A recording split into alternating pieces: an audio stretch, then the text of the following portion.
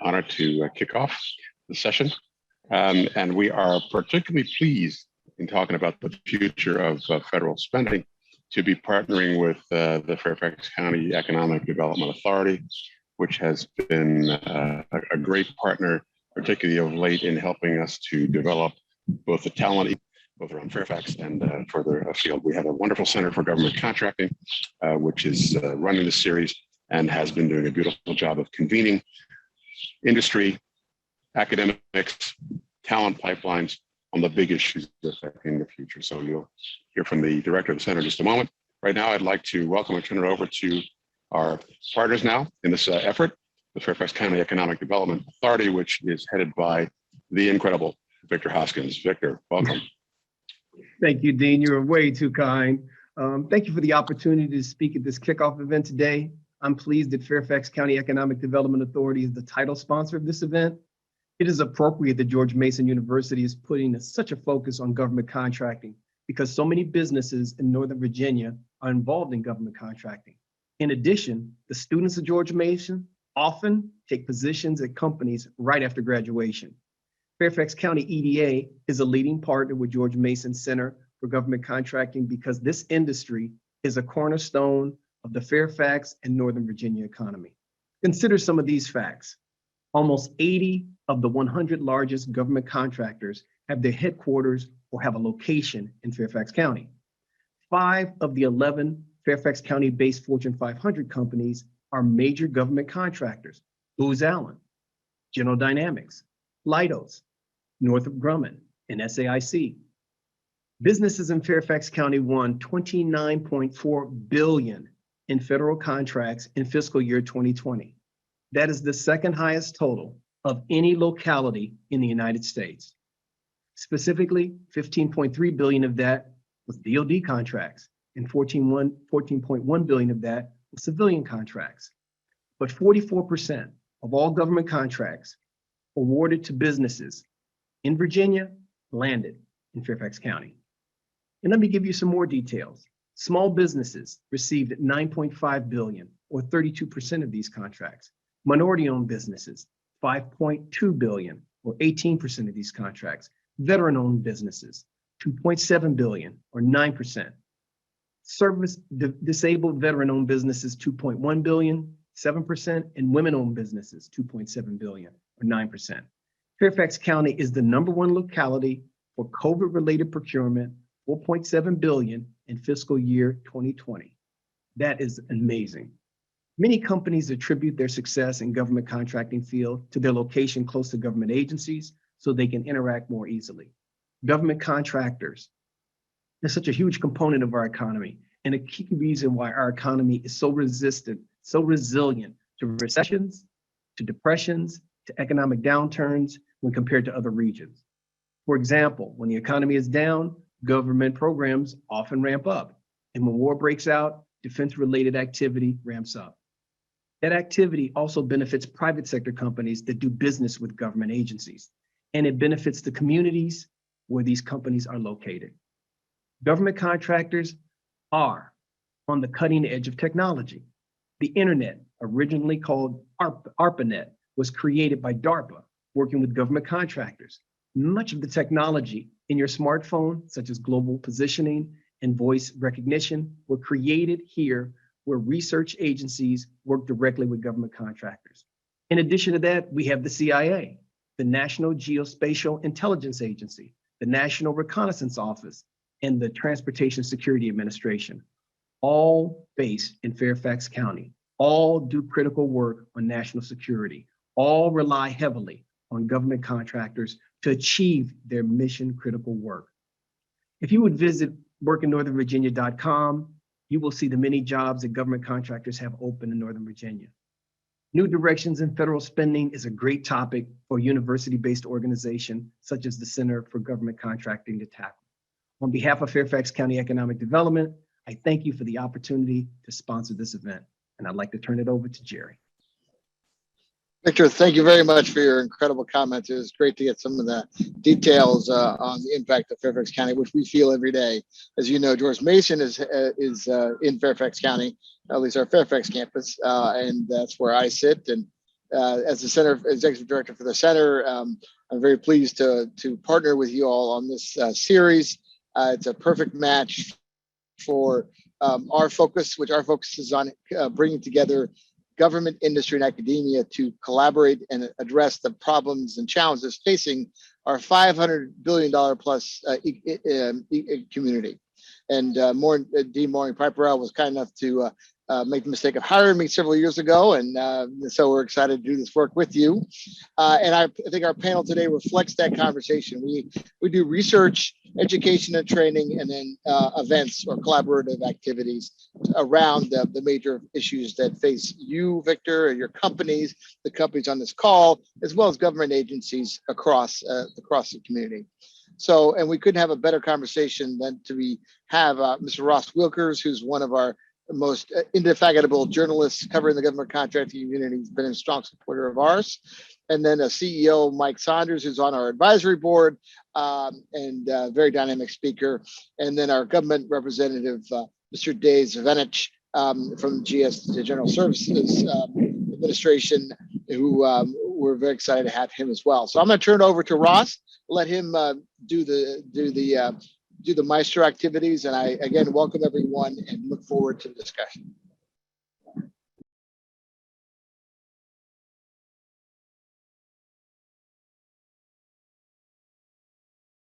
Let me extend my own good afternoon, good morning, and good evening, wherever you may be watching this. And thank you so much for attending. Let me go ahead and reintroduce the panel coming from the government piece of this is Dave Zvenyach, who's the Deputy Commissioner and Director of Technology Transformation Services at the General Services Administration.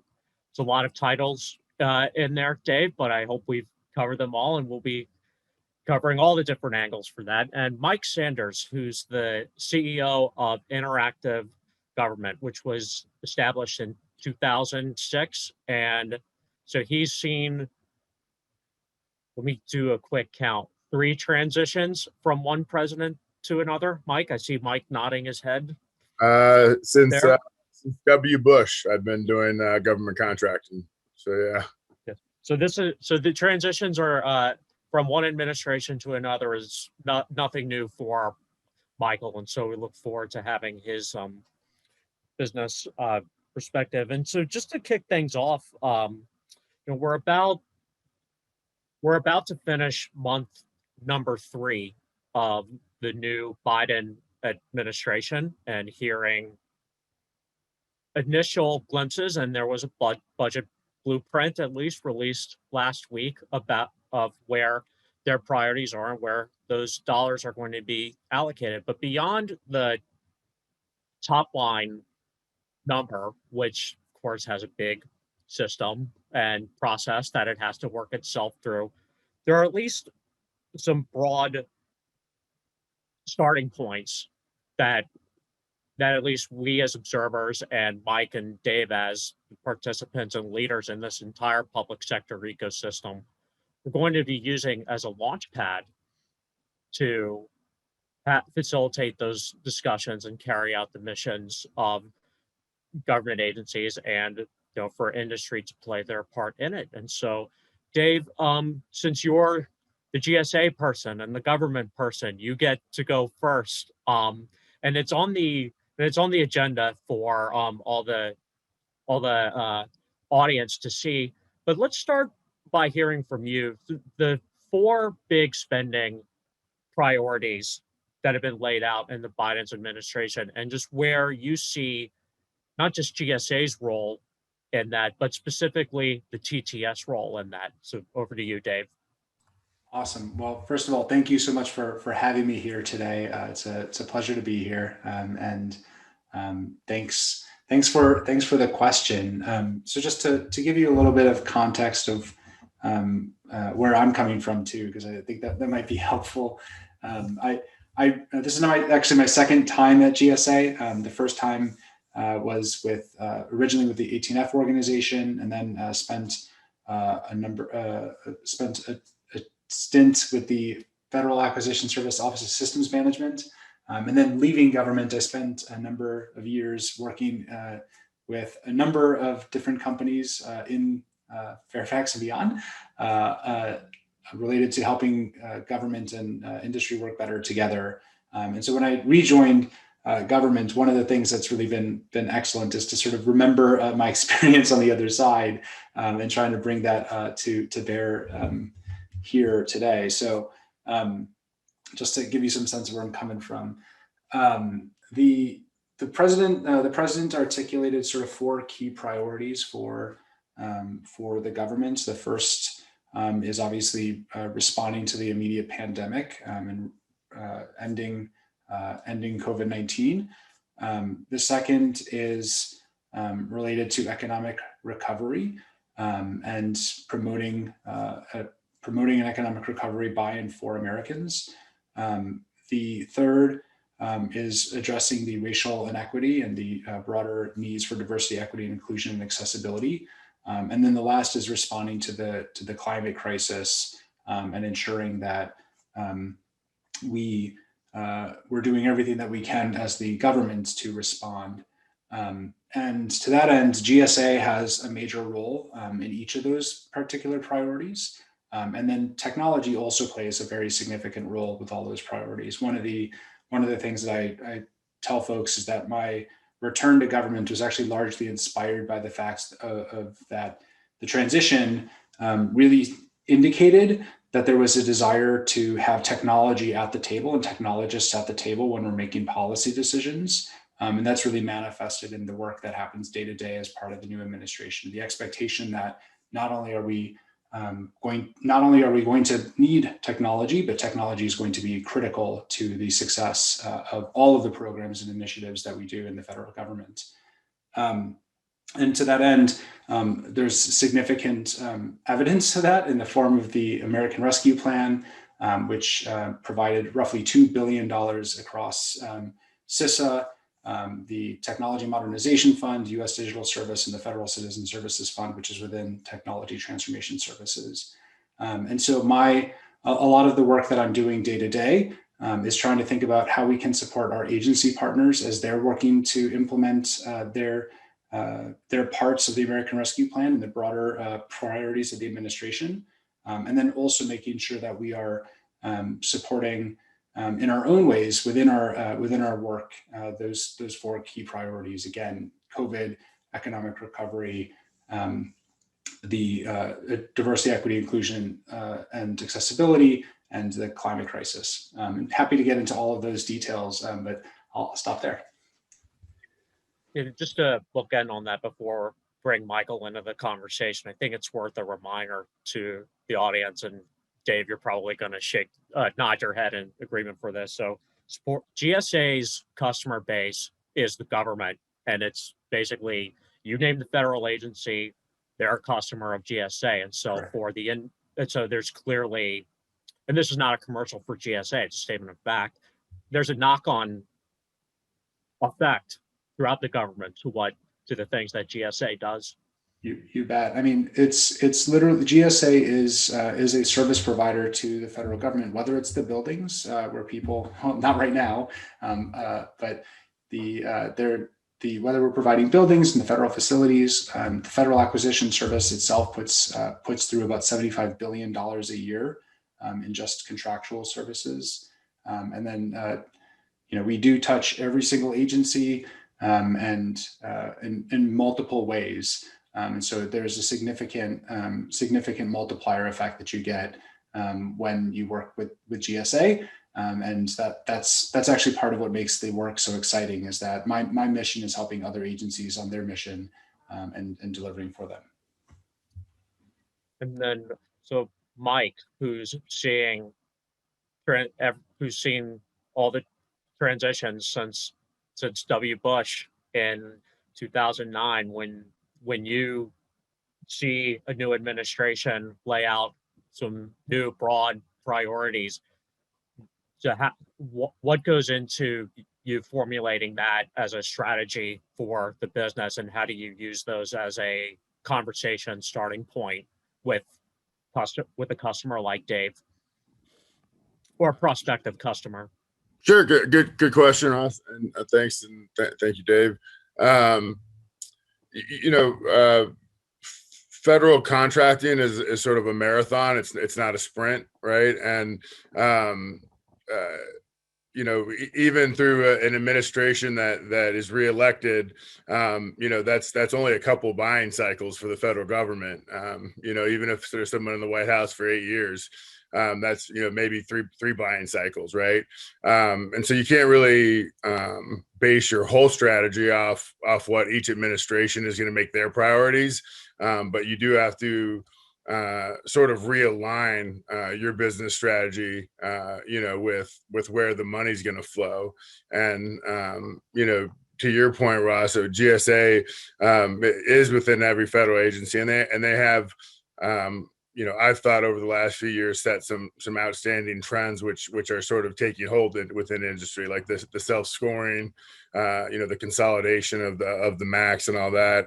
I thought have been very good heavy lifts, but I think, you know, long term will be great for industry. And so you know, from a high level, what I've seen, you know, in terms of the new administration is more forward looking, in terms of technology. They're thinking about it ahead of time. You know, when we get to this place, what will we need? You know, we're doing some cool RPA stuff at HUD and some other agencies, and you know, it's neat to see agency leaders thinking forward about, you know, removing some of the monotonous administrivia and bureaucracy that, you know, really kind of kills innovation because it sucks up so much time and energy from, you know, the staff. So, you know, seeing all that stuff kind of take place and unfold has been really, you know, very cool. And I started back in 2004 with W. Bush. So just to start, so it's been 17 years, you know, excuse me, in many transitions, but I think we're off to a good start with this one. And how excited would you say a lot of the rank and file employees are about some of those changes? Given, and I ask about them because they're the ones, you know, that are on the front lines carrying out the work and the mission, supporting it. Are you asking me, Mike? Yes. You know, it's hard to say right now. You know, 3 months into administration is not very long. I mean, you have a lot of people that still have acting in front of their names. You know, there's a lot of you know, secretaries that are not fully appointed yet. So I think everybody, in terms of rank and file, you know, is still feeling out, you know, what their agency's priorities are going to be. I mean, I think they have some direction from, you know, from the top down, but some agencies are still waiting to get their you know, their director or their deputy director or their you know, various leadership components. So you know, I think Dave articulated I've heard those 4 agenda items numerous times from various different you know, high level agency directors. So it seems like, which is nice, that it seems like as a whole the government's working in concert, you know, towards those goals. So that's definitely encouraging. And Before I go, from where sorry, I sit, go ahead, Dave. Just to follow on, I mean, I think what Michael was saying is it's important to emphasize that, you know, one of the areas where I think technology in particular can be transformative is actually with the federal workforce. You know, I think part of the challenge that we've really struggled with over the years is that we haven't invested in the technology that our data, you know, our rank and file, like the line, really uses. And so one of the things that's pretty exciting is that both within the Federal Acquisition Service, but also beyond, there's a lot of energy and emphasis around building tooling, things like RPA and automation that really give people the space to do their work and not, as you said, sort of be automatons, and return folks to a little bit of autonomy. So, so even though I obviously came with an agenda and armed with some questions to drive the discussion, that's not, I don't want this to be all my show for questions. So the Q&A box is open for audience questions, and I promise that I'll read them exactly as they're written. So not to make you guys too nervous, but no, that's how it is, right? Technology is one part of it. It's the tool. but I think we can all agree there's a lot more things that go into technology, and the reasons that, say, a particular technology, you know, doesn't come to fruition in the way that it's envisioned, it's for all sorts of other reasons, not because that particular technology was bad. And one of those items is culture, and setting the right culture, and having and focusing on that as a leader. And so, you know, Dave, to start with you on this, Mike mentioned that, Dave, you're probably waiting to find out some of the other people in government that you're going to be working with, but you still have things you have to focus on and lead in your organization. And so what goes into your process and approach for setting the right culture within TTS? And particularly, we're still 13 months after the pandemic became one, and we're all talking and interacting through these little bubbles on the screen. So if you could take both of those parts of culture and the dispersed workforce. Great. Well, one of the things that actually is kind of, I start a bit of an advantage is that TTS has been pretty much on the forefront of distributed work. So as I mentioned before, I'd worked at 18F before leaving government, and 18F is a distributed team. So we've been using Zoom, we've been using Slack, and having distributed workforces before the pandemic, and so we were pretty well positioned to be set up, and then developed some of the practices and techniques that allow that to be successful. More broadly, GSA has also was in a position basically to take all the tooling and all the practices that we had in place to sort of just go and become fully remote without too much of a pretty seamless pivot. And so that really helped. I think the biggest challenge with culture is that it fundamentally comes down to prioritizing people and giving clear sense of autonomy, clear sense of expectations and purpose, and then also ensuring that there's still really clear communication. Obviously, the challenge when you're distributed is that you need to be able to communicate in very different ways. And that's not just internally, but it's also externally. We have agency partners, we have the public who are harder to communicate with when everything is done in a distributed environment. And so we've really tried to focus on both the tooling and the practices that enable a better distributed culture. I guess the last thing that I would sort of note is that part of what makes TTS pretty magical as an organization is that in addition to being just picking up on the theme that you were saying before, that technology is never like the hard problem. One of the things that makes TTS pretty different from a lot of government technology organizations is that we do deliver software, right? And so we're in the business of having to actually deliver services, and that means that we have all of the good and the bad that comes with it. So, I like to joke that we have to go through the ATO process, and so it helps us understand the places where we might be able to improve the ATO process and where we might be able to help our partners in their work. We have to go do with things like delivering services online when folks don't have alternatives. And so one reasonable example of this is actually as we thought about USA.gov, which is one of the leading websites for Americans to learn about what's going on. We had to adapt the website, change the contact center, do all of the work that's necessary in order to support the pandemic, provide chatbots, really think about what types of services we'd put in place in order to help serve our agents, basically serve the public. And that, again, informs how we can work with our agency partners to say, hey, here are the things that you might need to change. Here are the practices you're going to have to implement in order to be successful. And to that end, we continue to learn. So just a few weeks ago, we launched an improvement to USA.gov to provide even more information about around COVID, information around vaccines and the like, and trying to ensure that it's easier for people to get that information.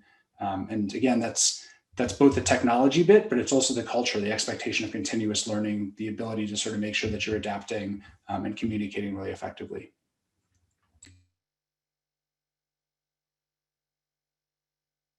And in the perfect form of this, you're muted. Yes. Yes. What you would think that after 13 months of doing this, I would know, right? But that's just how it is.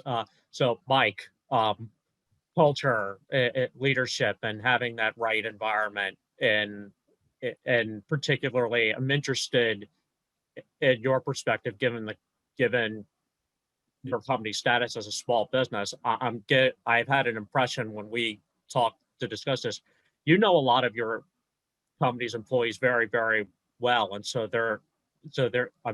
I'm gauging that culture in the company is something that's very important to you. So could you speak to that? Sure. You know, and like Dave, we've kind of operated we call it geo dispersed, you know, because we operate in every state, territory, and District of Columbia. So, and we've operated Oconus as well. So, you know, we were very lucky in the fact that we already operated in that manner. Our proposal teams already operated, you know, virtually, and so. We were lucky in that. And then the second part we were lucky with was our customers were willing to let our people work from home. You know, so those are two things which could have gone very different for us, which didn't. And you know, even our staff that supports DHA and acquisition support was able to work from home. And you know, we were able to get telework agreements in place across 15 contracts / task orders in probably 3 days.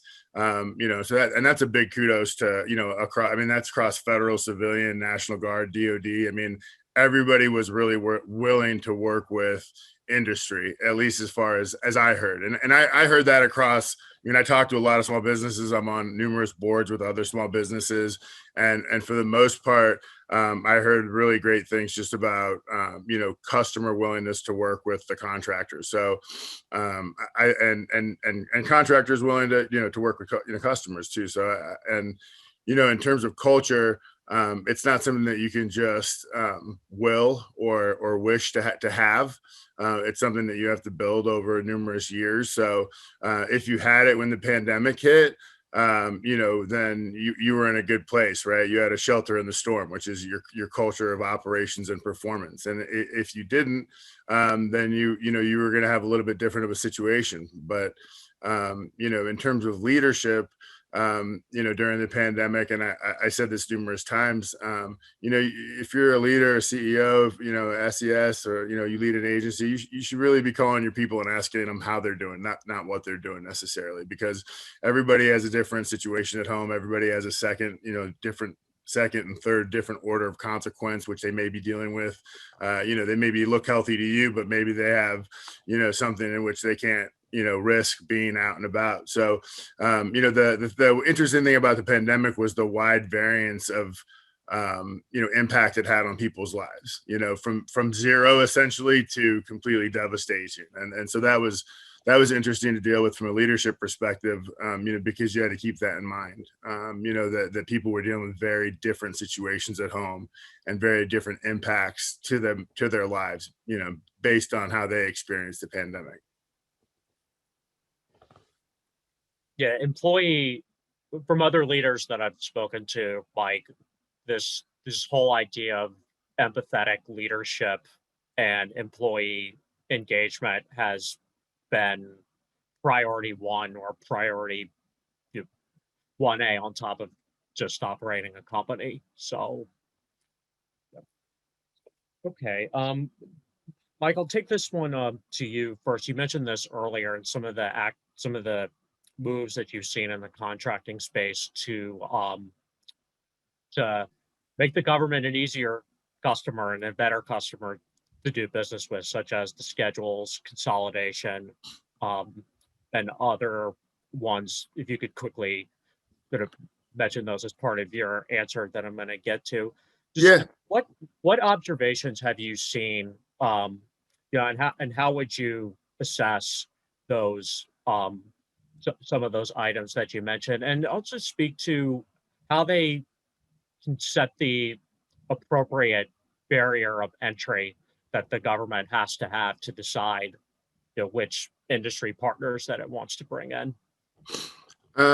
Sure. So, you if you go back a few years, the government went through their LPTA phase, and I think they really got the understanding that you get what you pay for. And they moved, to best value, which was a great move, both for business and industry, and really had some, really made companies, clarify their differentiations and articulate their value props. And then, in terms of some of the things that I've seen and to barrier to entry, it's to be a small business now, you can call, WAWF, you can call an agency and say, hey, I'm a small business, and they'll pay you in 2 weeks. And it wasn't like that when I started the company. I mean, you could easily wait 90 days and still have somebody on the other end, shrug their shoulders and say they'll pay you when they pay you, and so, that there's been a lot of changes which have made it easier to operate a small business in terms of managing cash flow.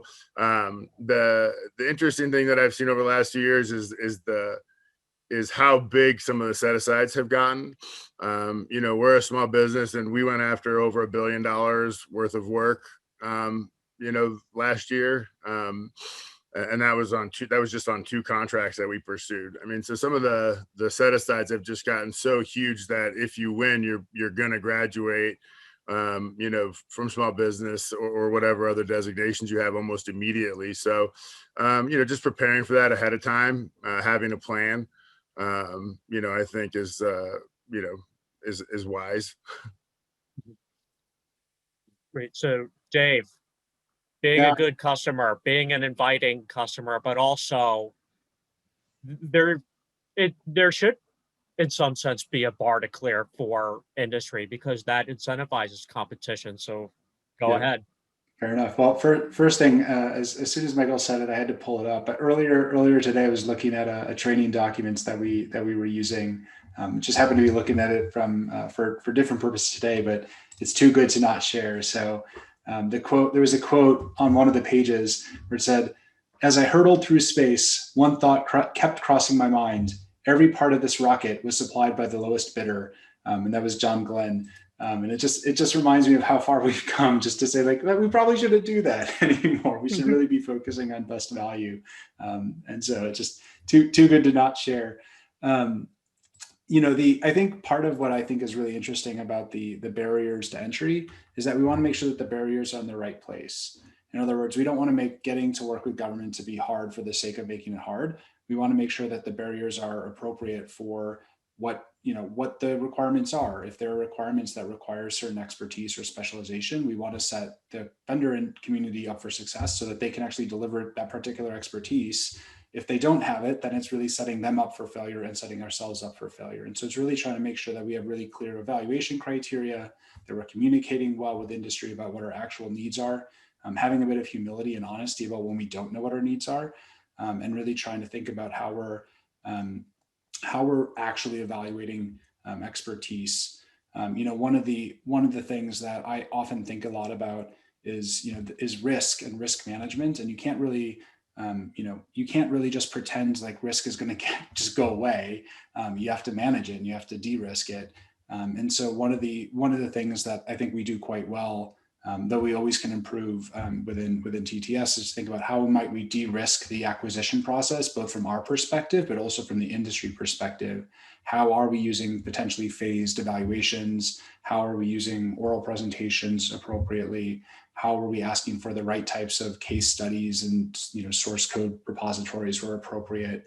Really trying to make sure that we have the right experts on the industry side. But then also one of the things I think is really important about being a good customer is to have a little bit of sophistication on the government side. I can say this in this group because I know you all share this experience. There are plenty of RFPs and RFQs and RFOs that are total garbage, and you still have to make a decision whether to bid or no bid on it. And so having something that's actually clear, something that you could actually bid against, something that allows you to write a proposal and say, all right, have I met all of the elements? Do I actually have a high enough P-win is actually something that's really valuable to industry.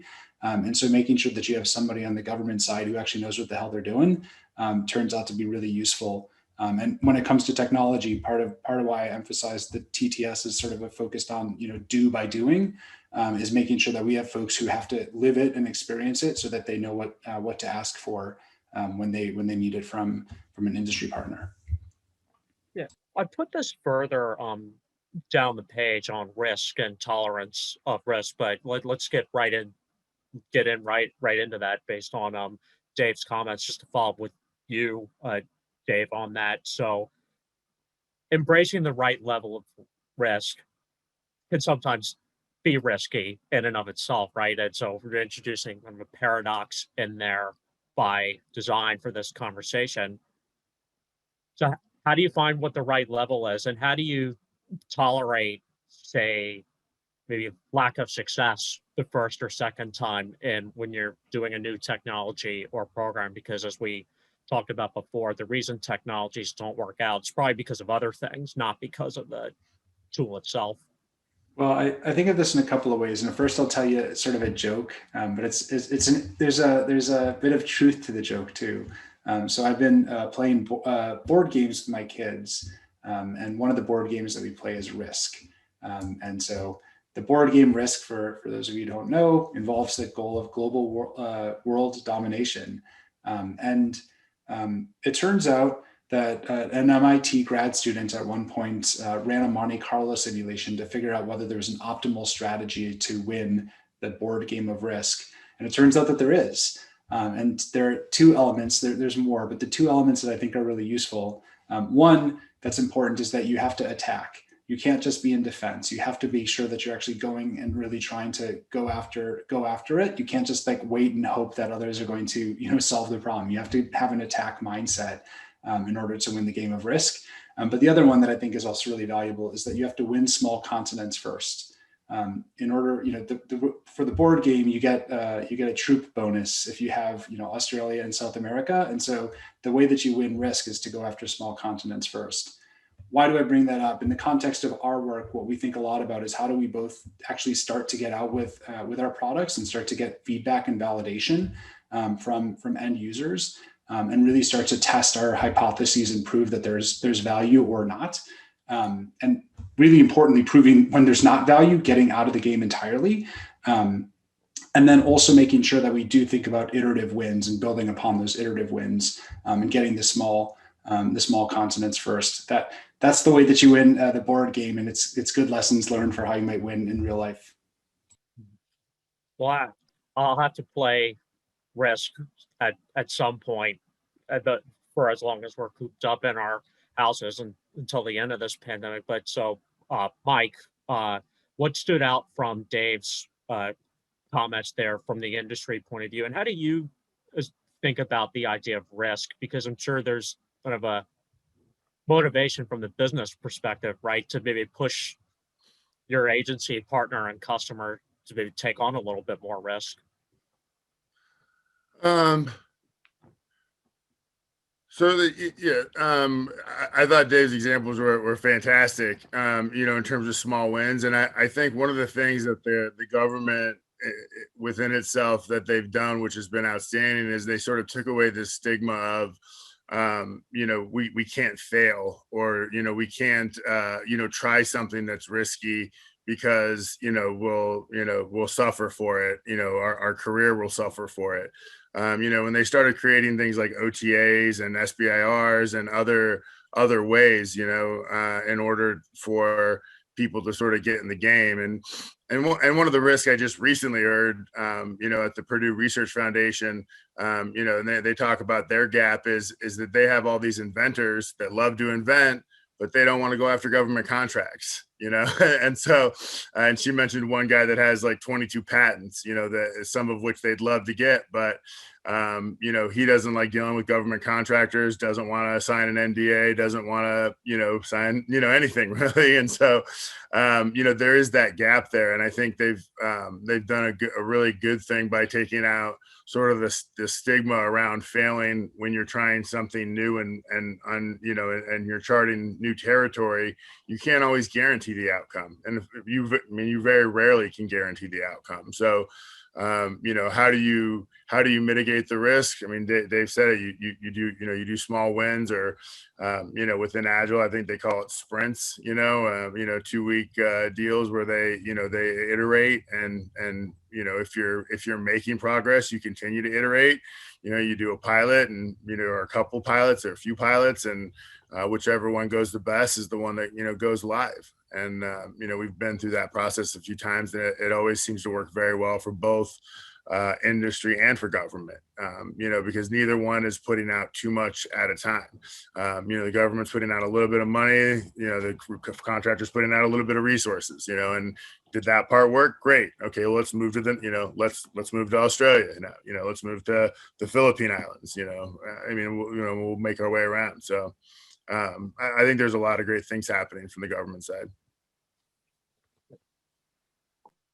We have one question along that vein that's come in from the audience, and so I will fulfill my pledge and read it. So, with new technologies, there can be challenges with existing regulations that can impede research and development, implementation, and adoption of new tech. Do you think regulations can adapt fast enough to adequately facilitate the administration's tech push? And what ways have you heard that the government is looking to mitigate this? And so, Dave, if you want to take on that. And then, Dave, you probably see this uniquely because, as you've mentioned, you've done tours in industry and now back to government. So you've probably felt the frustration on the industry side of that, and now you're trying to fix it on the government side. So go ahead. Yeah, I mean, I think so. One of the interesting dynamics is that this isn't really a regulatory problem anymore. I think for a while we used to argue that it was regulatory, but there are both FAR and non-FAR based ways to bring in technology into government. And what we're seeing increasingly is a willingness of government to actually use those alternative procurement methods. So, for example, Michael mentioned SBIR. Within the GSA, we actually are started to use what are called phase 3 SBIRs, and really trying to help SBIR bringing those innovative companies into government more broadly, and increasingly working to do other parts of the SBIR process as well. So there's already, that's one example where you're starting to reach into a more innovative, research and development and trying to get that to government scale. And it's not just GSA, the Air Force has been doing this, other agencies have been doing this as well. So you've got some real forward-leaning work there. The other thing too is that you have things like commercial solutions opening. Michael mentioned OTAs.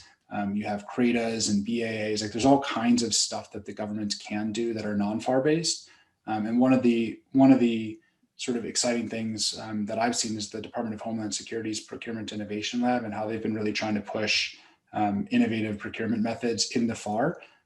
Obviously, close to home within TTS, we have an Office of Acquisition that does a lot of really innovative work and trying to think about new ways that we can use procurements to bring in technology vendors and really get them into adoption of new technologies.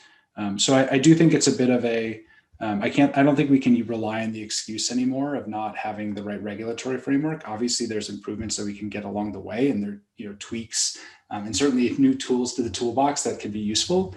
But fundamentally, it's a question of are we putting the right people and the right processes in place, and are we clearly defining the right goals on the government side? One thing that I think sometimes on the industry side, it was very frustrating that the government wouldn't ask for the right thing. That happens. And so part of what I think is both useful is to start having more of a humble dialogue from the government side about, well, what are the problems that we actually have, and then start to invite more open dialogue about what are the range of possible solutions. I know how it goes on the industry side. When you do that, you start immediately trying to shape the proposal. I get it. But it's also useful to figure out when they're shaping the proposal, saying oh, that actually is a quite useful thing that would help me solve my problem. And so having the government realize that's what's going on, and yet that's okay, is I think a really helpful opportunity to start bringing on that novel technology. So, Mike, humble dialogue, open dialogue, but then again, all these doors that Dave mentioned as ways to work with the government that are outside the traditional regulations, whether they be the cooperative research agreements or OTAs that we've mentioned. a few times, and just to reiterate the discussion, you've sounded very kind of encouraged in recent years about what's happened. So yeah. Yeah, I mean, I think it used to be sort of in a large incumbent playground, and for the most part, there's a willingness to at least give small business an opportunity to play in the game, through sources sought, through RFIs. But I think, kind of like Dave said, it's industry's responsibility to look at an opportunity and really evaluate it and say, do I have the capability, the capacity, the finances, not only to win this, but intervene on a protest, stay in protest for 90 days, 100 days, or 8, or longer if they protest the protest. So it all comes down again to your personal business plan and your strategy and how you want to grow, what agencies you want to use to grow, and what they're doing, and how what you're doing aligns with what they're doing. And if you do the research and you find out really who's buying what you're selling and how you can help them, it's easy to have a conversation, because you're talking to the right person who buys the right thing, and they're interested in what you're saying. A lot of times what you hear at small business conferences again and again is, read the damn PWS. And they've been saying that for 20 years because, for the most part, a lot of people don't, or they don't, I have a lot of, CO and core friends that that forward me funny emails, which are essentially, I small business, give me contract, and it's from a Hotmail account, from somebody that just, was able to get on Duns and Sam.beta or whatever. And, and thinks that's kind of how it works. So, you have kind of a broad spectrum of small businesses, from the very immature and don't really know the industry to the very mature and know it very well and know which tools and which levers to pull to, in order to get, to who they need to get to in order to sell what they do. So, I think it's I think both sides are getting better at what they do. Mike, just to keep this conversation in your court for a second, before we had this discussion, you and I got on a prep call to overview, what the event is and what our discussion is going to be, and we got into an interesting conversation that even though we talk about all the difficulties and pains that in the government that are have to do with operating the government contracting market, it's the government is still a safe harbor kind of customer for industry. It's like it gives an impression of, well, once you get your foot in the door, you can stay in for a while, and absent shutdowns, which are never good for anybody, you have a reliable customer that pays its bills mostly on time. Can you just, and even though I've kind of stated maybe a lot of what a safe harbor customer is, I mean, just what other thoughts do you have on that topic? So, I mean, I think I mentioned it on our prep call. I don't think the government is a good safe harbor customer, because if you're going there when the storm is upon you and you're not prepared, they're not a low hanging fruit. They're a good safe harbor if you're prepared and you plan to get there and you did the research and you found the customers. Like, they're a great customer to have. And private equity and hedge funds, like they find, I mean, after years of ignoring the government market, I finally started to realize that small businesses have sometimes long waterfalls. I mean, we're a small business and we have, millions of dollars out in 2024, profitable money out there. And that's started to become attractive to private equity funds that, throw lots of billions of dollars at companies that may never be profitable. You have a whole class of profitable small businesses here that have long-term money with good contracts, and so that's a change that I've seen recently is more interest from private equity and from hedge funds and in business in the GovCon market as a whole. Yeah, and I think that's encouraging as well. Yeah, I would concur on the private equity line as somebody who writes about the latest mergers and acquisitions every day. It's always like there's a new private equity entrant and they're buying their first company, whether they're a small, small business or even a mid-size person. And so, Yep. Dave, I'm curious though, given Mike talking about the new investors and new entrants in the market, as somebody who is the government customer and probably is curious, about just who's out there. I mean, how do you keep track of everybody that wants to come into the market and be an industry partner of you? Yeah, I mean, it's actually funny. I kind of agree with Mike that that it depends on what you mean by a safe harbor, right? So, I think there's definitely, if you know what you're doing, the government can be a pretty reliable customer. If you don't, though, we are an incredibly difficult customer, in the sense that just getting on beta.sam.gov for many is an expensive and challenging proposition. Just a personal story. My spouse started a business last year, and at some point she comes to me, she's like, "How do I get on beta.sam.gov?" And I was like, "Oh, you can't bother me with that." Like it's one of those things where this is challenging for folks. And she has a PhD, and so sometimes the governments can be a difficult customer. Just to even get in the door can be hard, let alone to actually get contracts. I sometimes tell friends, you just got a GSA schedule. Congratulations. Now the real work begins. You've gone through all of that process to do it. And then you're like, okay, cool. As Mike said, I've got a contract, leave me money. It's like, well, no, now you got to get a task order. It's like, what? Not going to do that. And so the government could be a pretty tough customer. And yet I think that one of the things that makes the government really attractive as a potential buyer is the fact that we have some of the most interesting problems in the world, right? When you think about the sweep of things that the government does, the truth is that we have entire books that document all of the things that we need and all the books, this stuff that we buy. We have a whole professional services code, just products and services code, alone. We have a whole book, all the stuff that we buy.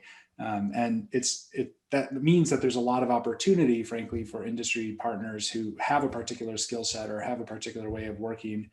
Chances are there's someone who has a need on the government side. The challenge is to figure out how you actually get to that particular buyer and how you actually make sure that you have the right, the right structure, the right skill sets, the right people, the right management, all of that, and ultimately the right proposal at the right time to get those dollars. And so it is challenging, but there's a reason that you have a lot of M&A activity. It's not all dumb money. There's plenty of value in the companies that do this well. Yes. To Go his, ahead, Mike. oh, go ahead. Oh, well, to Dave's point, kind of funny. When I first started my company years and years and years ago, when GSA was still having fancy conferences, I went to one in San Diego, thinking I would just meet some people that bought services. And there was like 5,000 people from GSA there, all wearing red polos. And every person, I talked to a lot of people, and I met people that bought helicopter parts, Q-tips, tampons, jet parts, missiles. But nobody that bought services. And I was there like the entire day. And so, now when I go to a conference, it's like I have 3 to 5 people who I know, I know I want to meet. I know what I want to talk to them about. I have an opportunity surrounding it, and it's a very, prepared discussion, and I don't just go to meet, random people anymore. And so, being prepared and being well researched and knowing the market, like in any market, is key to success. Let's shift quickly to an audience question. And it's how have you, let me start again. Have you found switching to an online working environment from home to have slowed down government spending at all? And but yeah, as part of that, it's not just the spending, there's also a general question about productivity, right? And the nature of productivity has looked very different during this COVID environment. Dave, go ahead. I can speak to, I think the data demonstrates that actually the spending went up, right? Like the government responded to the crisis, and the government did it largely by buying and by putting money back out into the market, right? There was a fair amount of both supply and demand in terms of capital that went out there. And so I definitely think the government spending went up as a result of the pandemic. It's interesting to think about whether productivity has gone up or down. my sense pretty much across the board is that productivity has either stabilized or gone up. Like I don't think that there was a significant amount of lost productivity. I think it's hard to know whether or not that'll sustain over a very long term, right? So I think, I sometimes joke we're still in the decade of 2020, decade of 2021, where it's, it feels very long.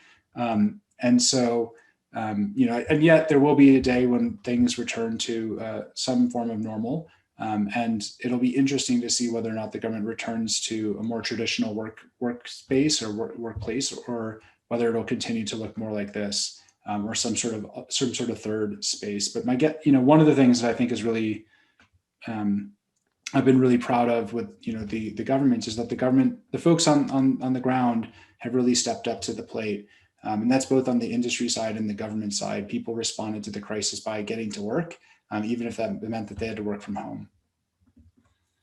And so, Mike, in your company and Fred's industry, how busy have the proposal capture and other people responsible for pursuing opportunities been in the past 13 months?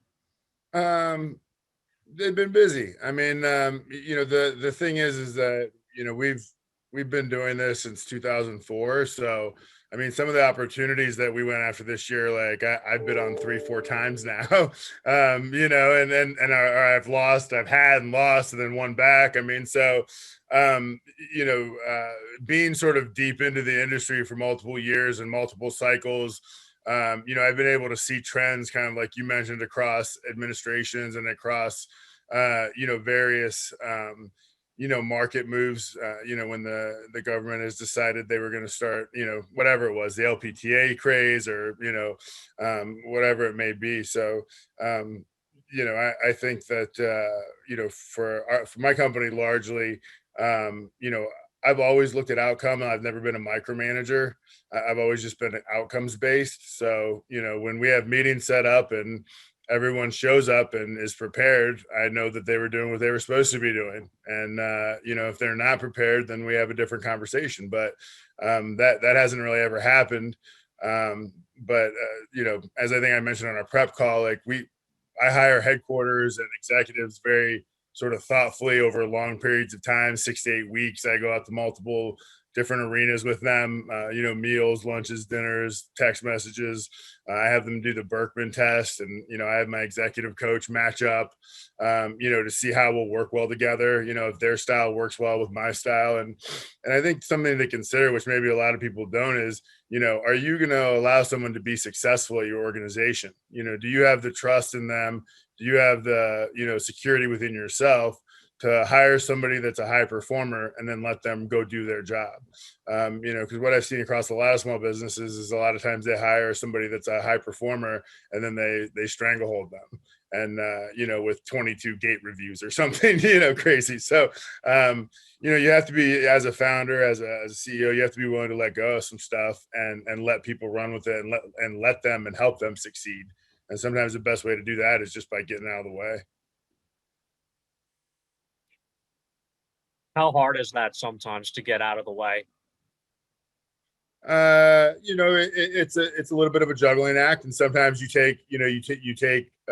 hand a piece off and somebody takes it and they fall. I mean, I don't know if I mentioned this, but hiring our proposal team, we interviewed 134 people, to hire three people.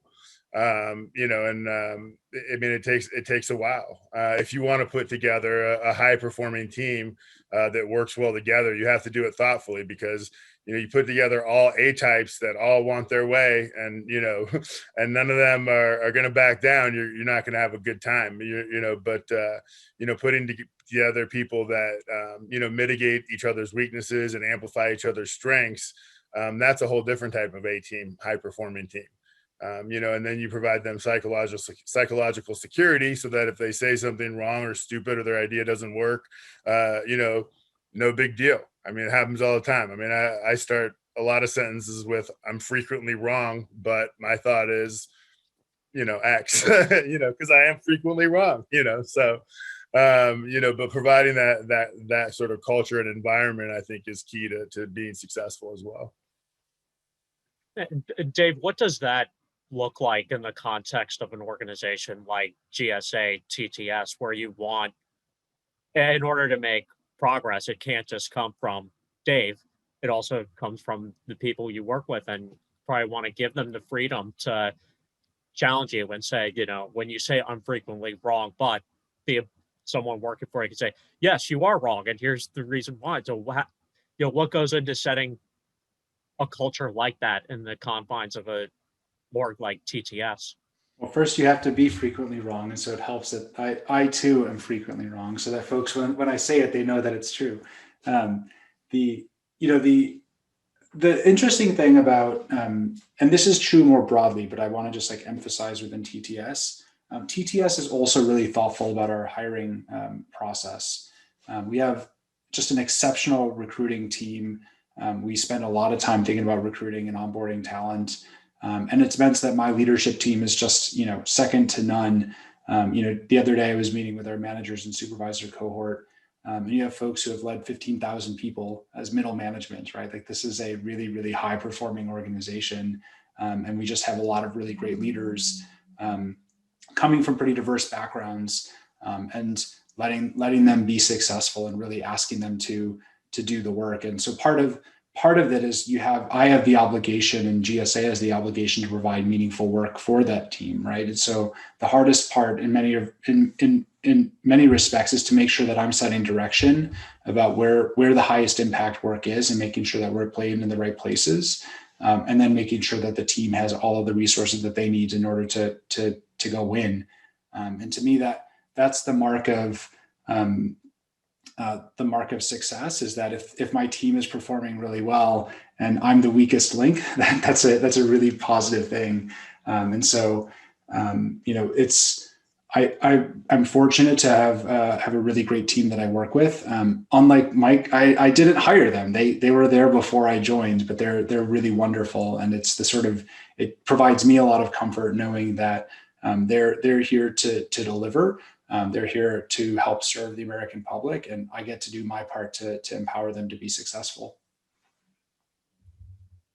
We'll close our discussion in the last few minutes, going back to the themes of dialogue and relationships. And I heard a statement recently from the soon-to-be CEO of Amazon, Andy Jassy, and his thinking and strategy as how he leads his business is, we want to build relationships that outlast all of us that are in this room. Now, that would seem easier said than done in the world of government contracting, because every 5-10 years, depending on what the contract is, someone like Dave or GSA, they have to recompete the work. And that doesn't mean that they don't like you as a company. It's just that's the law, and they have to do it. But yet there is value, I think, in bringing up that discussion, because in Dave and Mike, I imagine that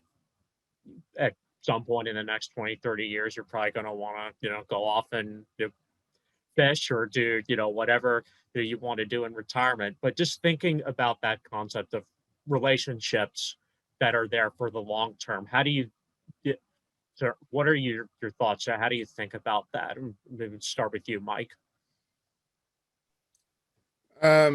So, something that Larry Ellison said, another great leader who lasted 20 years at CEO of a publicly traded company, he said you have to reinvent yourself every 5 years, to stay relevant. And I think that's really important. It's not necessarily the people. It's more about you staying relevant with the agency or the work or wherever your interest is, wherever your business interest or your strategies lie. It's upon you to be relevant and to be a thought leader in that space. And so I don't think it's necessarily maybe about time or a particular person, but more necessary. But setting up that sort of culture of ensuring that you're continuously improving, and whoever takes over, you should have that information available for them of how you've made the program better over numerous years, the things that you've done, documenting all that stuff. Most small businesses are not good at both living their story and telling their story. And if you can get good at doing both those things simultaneously, you'll have a lot more success within the government space, I feel like. Dave? Yeah, and from just to amplify that a little bit, one of the words that we use a lot is partnership, so whether that's our agency partners or industry partners. And partnership has an implicit, there's an implicit quality to partnership, which is value and trust, which is to say, if you have a partner, you have to make sure that you're delivering value and receiving value from that partner, and that you also have mutual trust in that partner to have your best interests in mind, and also to express their best interests in your work. And so as I think about partnership, and particularly industry partnership, it sort of speaks to, at least in technology specifically, but more broadly, I think this is true, is that you need to operate within the ecosystem, and the ecosystem is rough in the sense that there's constantly new innovation, there's constantly new tools and processes and ways of working. And so in order to continue to provide new value, you have to actually adapt in order to meet whatever the current and latest work is. And so, as Michael said, you got to reinvent yourself. You also have to just keep adding new value in order to be the most relevant and trusted partner. And so to have those long-term relationships, to be a good partner, means that you have to invest in continuous improvement. You have to invest in a culture of learning. You have to invest in saying, we're going to make mistakes, but we're going to, work together. It turns out that no good partnership is always perfect. There are going to be bumps in the road. There are going to be times where you where you want to punch each other in the face. And that's okay. Those are the best types of partnership, because you're learning from each other. You're going to get a sense of what you can and can't do, and really trying to build the right sense of trust in each other, because you've gone through hard times. You've gone through sort of a sense of what is important, and that you're continuing to deliver against those promises. And so to me, that's part of the work, is making sure that you show up for the other party. And that when you show up, you also are seen and responded to in kind. So that to me is part of building those strong relationships. Great. Well, it looked like we're right up against the conclusion of our program here. So thank you very much, Mike and Dave, for being a part of this discussion. And I will now get out of the way and turn it back over to our host. Thanks, Rob. I wanted to thank the speakers for their fine efforts at sharing with all of us here in government, business, and academia, and to the attendees for participating. And then also to our sponsor, the Fairfax County Economic Development Authority, who's making this available for us today. The other thing that I would like to introduce is I'm about to share a short video for everybody from Micah Kemp. He's with the FCEDA, and it gives a little bit of a description of what you can expect in the networking session. Good afternoon, everyone, and thank you for attending the first webinar of our three-part series on new priorities in federal spending at George Mason University Center for Government Contracting. I am Micah Kemp with the Fairfax County Economic Development Authority. As you heard from our CEO, Victor Hoskins, earlier, our mission is to attract new businesses and help companies grow here in Fairfax County. We partner with companies depending on their needs, but our confidential and free services include assistance with workforce development and hiring incentives, finding office space, media and exposure opportunities, network introductions, access to public services, and much more. We will have several EDA staff, including myself, in the networking session, and would love to talk to you about how we can assist your company's growth here in Fairfax County. We are pleased to host this webinar's virtual networking session for attendees to continue the conversation we've had today and connect on the AirMeet platform. As AirMeet may be new to many of you, we'll have a brief tutorial on how to start. To begin, please select the AirMeet link provided in the chat of this Zoom webinar, or open it from your reminder email or the webinar website under the Virtual Networking tab. Once open, the link opens to a session landing page. Once the link opens to the session landing page, select Enter Event and create your networking badge with your name, title, and organization information. Select Continue to then enter the AirMeet session and start networking. The AirMeet session operates like an in-person post-conference networking session, where you can meet one-on-one join special interest tables, and message participants directly. To participate in the one-on-one networking, simply click Start Speed Networking, and you'll be connected with another attendee for a 2-minute session. Once those 2 minutes is up, you can either stay in the speed networking area to meet new people or exit back to the lobby. From the lobby, you can also join a table by clicking on a seat at the table and joining the group conversation. We'd ask that you please limit your time at any one table to 15 minutes so that others can have a chance to cycle through. Lastly, you can also participate in the group chat or reach out directly to participants by selecting their badge from the attendee section on the toolbar and sending them a message. If you encounter any inappropriate behavior from one of our guests, please contact the Fairfax County Economic Development Authority host in the chat. Thank you again for participating in today's event, and we hope you enjoy the networking session. We'll see you in there.